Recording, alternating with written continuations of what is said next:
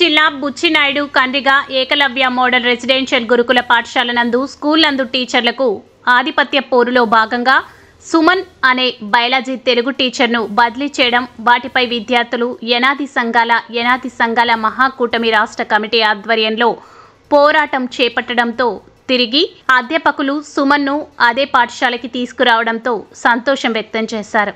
అలాగే పాఠశాల నందు టాయిలెట్లు శుభ్రంగా లేవని, బాలికలకు ప్లే గ్రౌండ్ లేక ఇబ్బంది పడుతున్నారని, పిల్లలకు అన్ని సబ్జెక్టులలో నిర్ణీత సమయంలో సిలబస్ పూర్తి కాకపోవడంతో ఇబ్బందులు పడుతున్నారని, కావున అధికారులు గిరిజన గురుకులాలపై శ్రద్ధ చూపెట్టాలని విజ్ఞప్తి చేశారు. సమస్య పరిష్కరించని పక్షంలో యనాది మహాకూటమి ఆధ్వర్యంలో ధర్నా చేపడతామని తెలిపారు.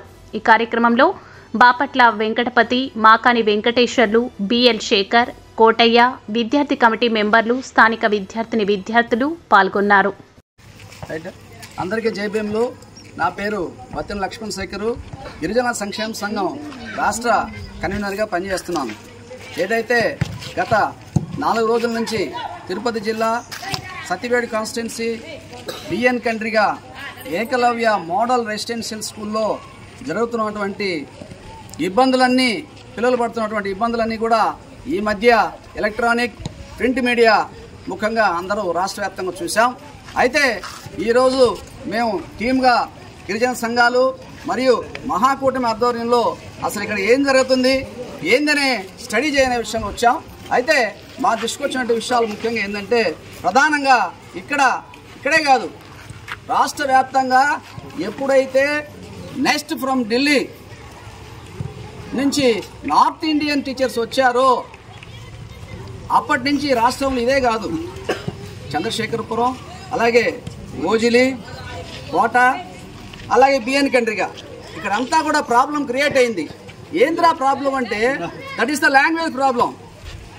వాళ్ళు సబ్జెక్టులన్నీ హిందీలో చెప్పడం వల్ల, పిల్లలకి అర్థం కాకపోవడం వల్ల, వీళ్ళు ఏం చేయాలో అర్థం కాకపోవడం వల్ల ఇక్కడ బిఎన్ కంట్రీలో ఒక 4 తెలుగు టీచర్లు ఉంటే, అలాగే 12 మంది హిందీ టీచర్లు ఉంటే, వాళ్ళు సబ్జెక్టులన్నీ కూడా పూర్తిగా ఇంగ్లీష్ లాంగ్వేజ్లో చెప్పాల్సి ఉంటే చెప్పకుండా 1/3 అంటే 1, 2, 3 మాటలు ఇంగ్లీష్లో చెప్పి వాళ్ళ మాతృభాష అయినటువంటి హిందీలో మొత్తం చెప్పడం వల్ల ఇక్కడ పిల్లకాయల మొఖాలన్నీ తెల్లబోయి ఏం చేయాలో తెలియక ఇక్కడ ఉన్నటువంటి తెలుగు టీచర్లతో మమేకమై వాళ్ళు ఈ సమస్యలన్నీ సాల్వ్ చేస్తున్నారు కాబట్టి వాళ్ళకి దగ్గరయ్యారు.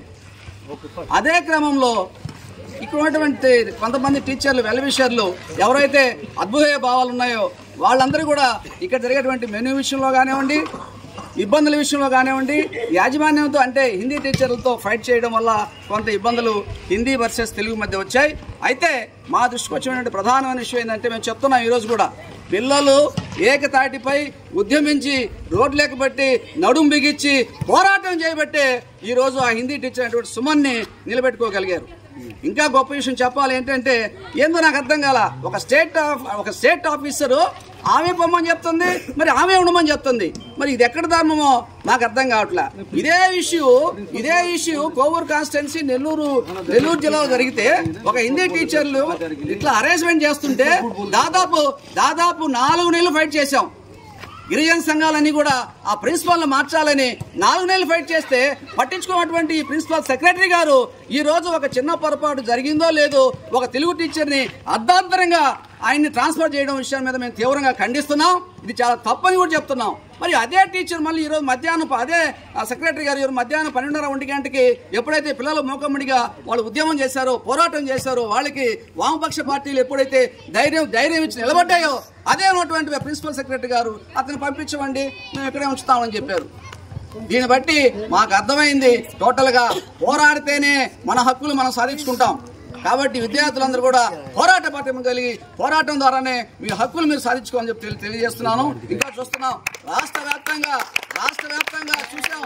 దీనికి ముందు 5 డేస్ ముందు ఇక్కడే రైల్వే కోడూరులో ఒక కాంట్రాక్టర్, వెజిటబుల్ కాంట్రాక్టర్ ఇప్పటికీ దాదాపు 12 రోజులు కూరగాయలు వేసి ఆ హాస్టల్లో రైల్వే కోడూరు ఏఎంఆర్ఎస్ స్కూల్లో కూరగాయలు ఇచ్చి 12 రోజులు. మరి ఏం చేస్తుంది మీ ప్రిన్సిపల్ సెక్రటరీ గారు, మీ గిరిజన కార్పొరేషన్, మీ గిరిజన ఐటీడీఏ పిఓ గారు అండ్ డిటిడబ్ల్యూ గారిని ప్రశ్నిస్తున్నా.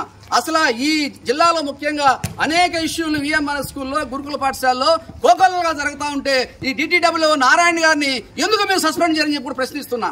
మరి అక్కడ ఏం మొదలవు జరుగుతుందో, అక్కడ ఏం జరుగుతుందో నాకు అర్థం కావట్లే. 1 కాదు 2 కాదు, ఒక్కొక్క ఇన్స్టిట్యూషన్లో for example Ojili food poison అయింది. ఒక హిందీ టీచర్ ఒక అమ్మాయికి చెయ్యరు కొట్టింది. దానికి మళ్ళీ ఫుడ్ పాయిజన్ అయింది. 3 ఇష్యూలు.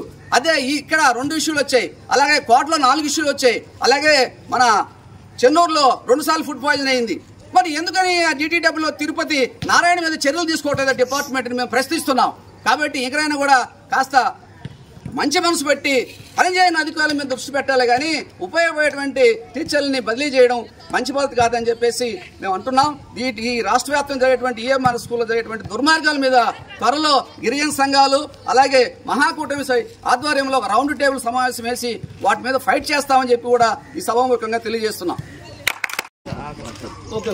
బిఎన్కండిగా ఏకలవ్య గురుకుల పాఠశాల స్థానిక లోకల్ లీడర్గా నా పేరు చంద్రబాబు కోటయ్య, ఆంధ్రప్రదేశ్ యానాది సంఘ రాష్ట్ర అధ్యక్షుడు. ఎంతో కష్టపడ్డాం. ఎన్నోసార్లు హైదరాబాద్కి తిరిగి సెక్రటరీ గారు అప్పుడు విద్యాసాగర్ రావు గారు 85 లక్షలు ఇస్తే ఇది 2,50,00,000 అయింది. అంటే 8 రోజులు గ్యాప్. అయినా పిల్లలకి నేను చెప్తా ఉన్నా, సమస్య మన ఇంట్లో ఉంటుంది, స్కూల్లో ఉంటుంది, మన పుట్టినది కాడి నుంచి చచ్చేదాకా సమస్య లేకుండా ఉండదు. కానీ ఏది మేజర్ సమస్య దానిపైన చెప్పినట్టు పోరాటం తప్పులేదు. కానీ ఆ పోరాటం రోడ్లకు పోకూడదు. మీ స్కూల్లోనే మీ ప్రిన్సిపాల్ ఎదురుగానే కూర్చోండి. మీ ఆస్తి, మీ డబ్బుతోనే వాళ్ళకి జీతాలు. ఇది అడగాల్సింది మీరే. మీకు భోజనం బాగా పెట్టలేదు, ప్రిన్సిపాల్ని అడగండి. మీకు ఏమి రాలేదు, ప్రిన్సిపాల్. మీ అందరికి పెద్ద ఎవరు? ప్రిన్సిపాల్. ఖచ్చితంగా ఇక్కడనే కూర్చోండి. సమస్య పరిష్కారానికి ఇదే మార్గం. రోడ్లోకి పోయి ఏదైనా జరిగితే తర్వాత స్కూల్కి మీకు అందరికి చెడ్డ పేరు వస్తుంది. కాబట్టి సమస్య ఎప్పుడు పరిష్కారం కావాలంటే స్కూల్ దగ్గరనే పరిష్కారం. అక్కడ చేయగలిగితే మీరు కూడా బాగుంటారు. మీ లీడర్లుగా మాకు కూడా ఇన్ఫర్మేషన్ ఇవ్వండి, తప్పకుండా మేము వస్తాం. ఈ అవకాశం ఇచ్చిన దానికి పిల్లలకి, నా రక్త బంధువులకి ధన్యవాదాలు.